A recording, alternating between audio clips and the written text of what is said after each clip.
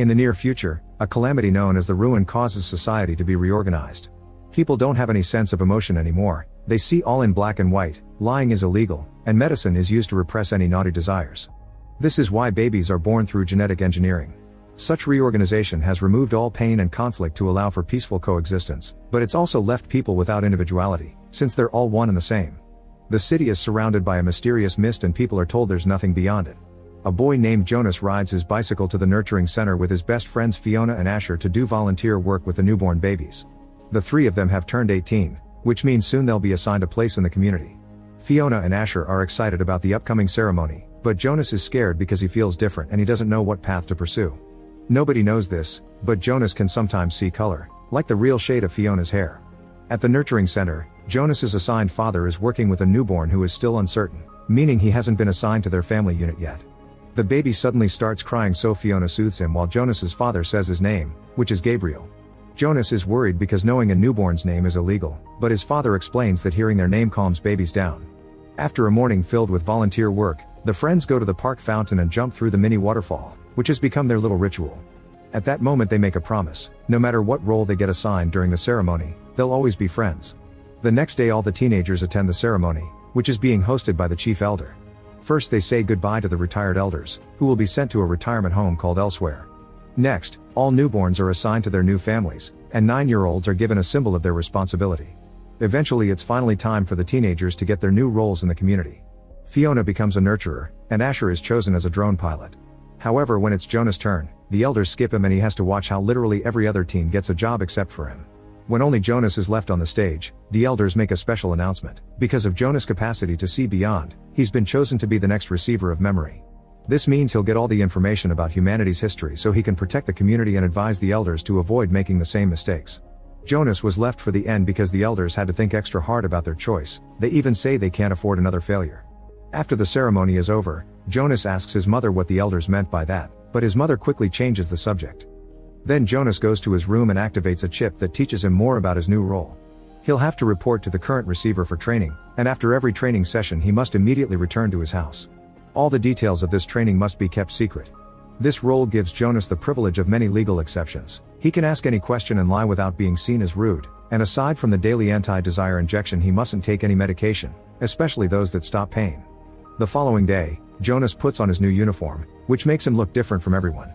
He rides his bike to the edge and enters a lonely house where he meets the current receiver of memory. Since he'll be passing the memories to Jonas to be the new receiver, the old man says he's now the giver. The man explains that Jonas' training will be receiving humanity's history and learning to guide the elders, then makes him sit across from him. Jonas notices a mark on the giver's wrist which matches the one he has. The giver makes him move until they're as close as possible and takes Jonas' hands, causing him to start having visions. He suddenly feels cold and is shocked to see snow, which he never saw before. There's a sled nearby so he tries taking a ride, only to stop when he spots a house with a happy family singing a Christmas song. Before he can learn more, Jonas appears back in the giver's room. Apparently this is all for the first day, but the giver promises that there's much more to the world than people think. In the evening, the mother says there's something a little different about Jonas. At that moment the father comes home with Gabriel because the baby needs help to catch up on his development. Jonas notices Gabriel has the same mark on his wrist and can guess what will be his future. The next day, the giver announces they'll learn more about color. The giver shares that his first color was yellow, and Jonas tells him about the red of Fiona's hair. Then the giver sends Jonas into another memory, and this time he can see lots of wonderful colors in the sky. It seems this is the first time he gets to look at a sunset. When Jonas returns to reality, he's shocked to see colors in the room, although some of them are still a bit muted. It's explained that the elders decided to get rid of colors because it encouraged envy, but as Jonas advances with his training, he'll see more colors and in brighter tones. When Jonas looks out the window, he's surprised to see a wonderful tree among the mist and realizes that they were lied to about there being nothing beyond the mist. The following morning, Fiona finds Jonas laying on the grass and watching his surroundings. He's amazed by all the colors he can see now, but Fiona of course doesn't get it. The teens dare to hold hands only to be interrupted by Asher, who invites them to watch the drones fly. The group moves to the best viewing point and Asher shares that in his new job, he's seen elsewhere. It turns out it's just a few farms with houses, but he also saw 2 huge rocks that formed a triangle. Next, Fiona and Asher ask Jonas about his job, but since he isn't allowed to answer he wants to show them a trick. Not taking him seriously, Asher goes back to his own training, but Fiona follows Jonas' instructions. They grab some trays and sit on them, then they push themselves down from the viewing point into the grass as if they were on sleighs. Both teens laugh as Jonas helps Fiona to her feet, but the community radio reminds them that it's rude to touch people outside their family unit. Meanwhile, the chief elder meets with the giver to discuss Jonas because he was caught almost sharing his training with his friends. However, the giver says that this is inevitable and that he used to do it too when he was young. Angry, the chief elder tells the giver to behave, reminding him of what happened to the last receiver. Sometime later during another training session, the giver hands Jonas a bunch of books for him to read. During the process, a map falls out and Jonas sees it shows their world with a border around it called the Boundary of Memories. Jonas realizes that if a receiver crosses the boundary, then all the memories of the world would be set free. Then the giver takes him to the basement and reveals he has a piano, which fascinates Jonas because he never heard music before. The giver starts playing as he explains that the morning injections remove people's ability to feel emotions. When the giver grabs Jonas' hand, he has another vision. There's an old-timey wedding going on full of food, music, and dancing. People are clearly happy and feel connected with each other.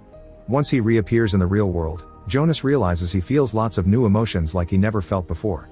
The next morning, Jonas tries teaching his sister how to dance, however their parents catch them red-handed and are disturbed by the activity. Suddenly they receive a hologram message from the chief elder, who is wondering if Jonas is being trained properly. Jonas assures her that he is and lies, saying he and the giver sit together and just talk. Then Jonas leaves for training, but instead of taking the injection, he grabs an apple. Once he's gone, the chief elder asks the mother to keep a close eye on her son.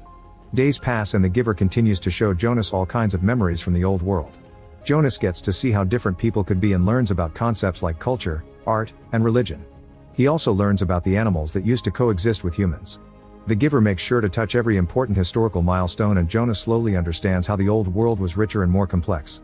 All this also helps him see better colors in his city.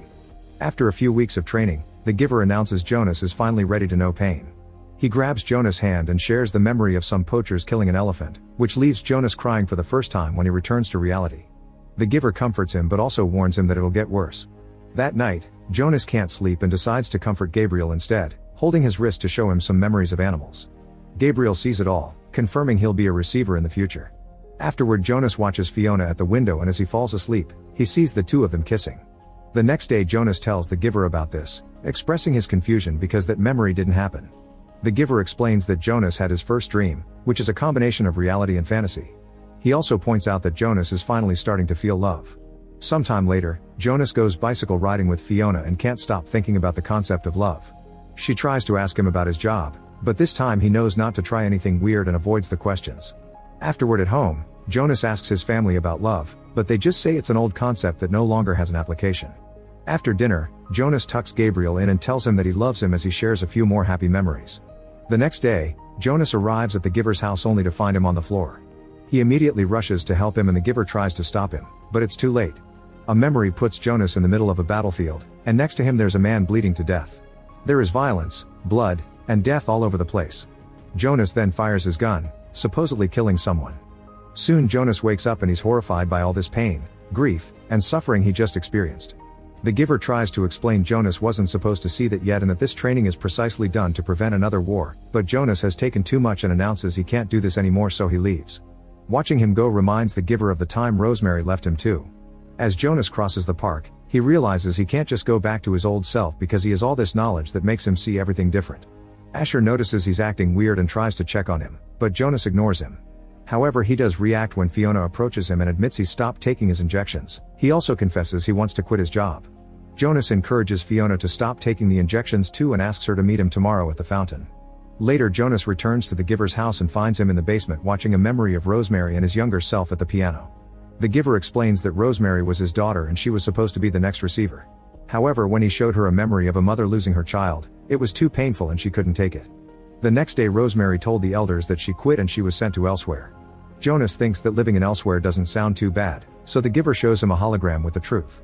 Jonas' father appears handling a pair of baby twins, only to take one into another room and inject the baby on the head.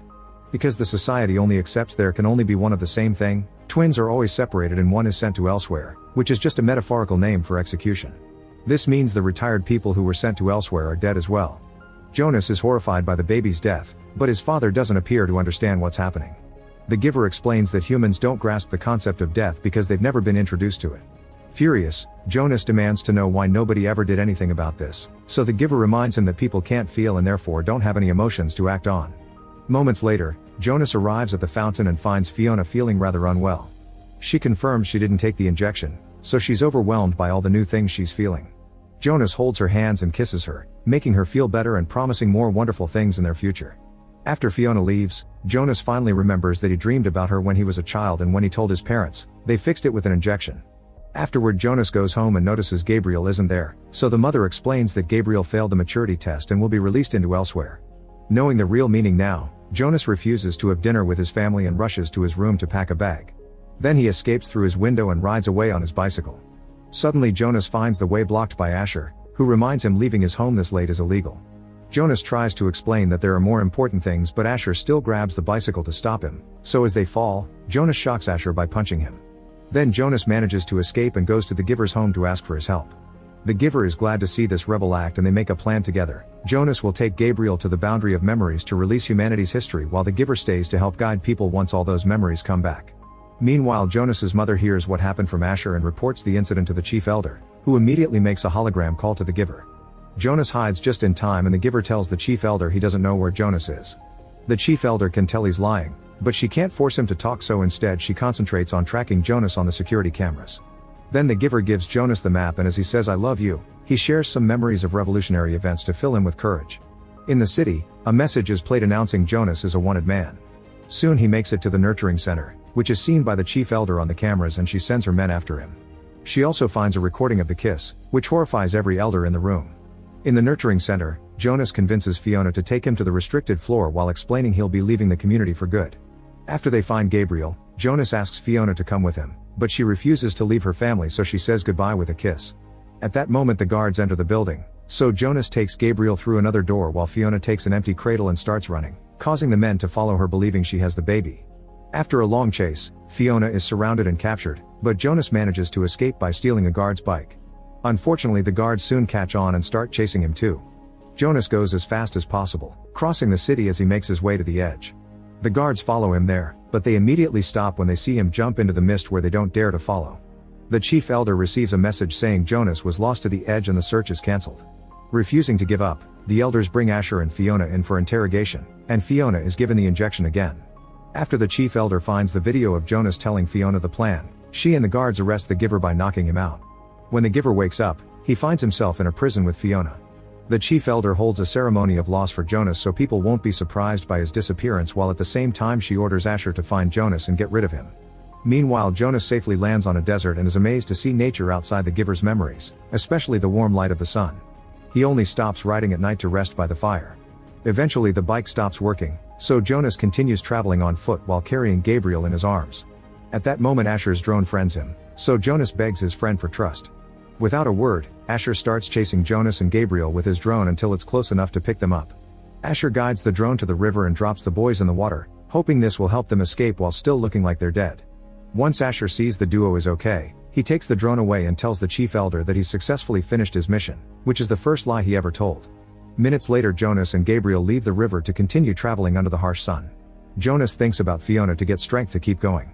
Speaking of Fiona, she's visited by Jonas's mother, who informs her she'll be sent to elsewhere. A desperate Fiona starts sharing all the wonderful things Jonas taught him, saying humanity has been robbed. Eventually Jonas and Gabriel leave the desert and make it to the snowy mountains. While dealing with the bitter cold, Jonas takes out the map and starts looking for a tower, but he can't see anything and passes out. Back to Fiona, she's taken to the chamber room where she'll be released, so the Giver joins the watching elders and begs them to end this unnecessary drama. However, the Chief Elder refuses, reminding the Giver that love only brings jealousy, hate, and violence because people are weak and selfish. At that moment Jonas wakes up because Gabriel is crying. Buried in the snow, he finds a sled and remembers his first given memory, so he sits on it and the duo quickly slides down the hill. This helps them finally reach the tower that marks the boundary, and as they cross the force field, all of humanity's memories are released just in time to stop his father from giving Fiona the lethal injection. As the city fills with color again, Jonas and Gabriel find the house from the memory and settle down to wait for Fiona.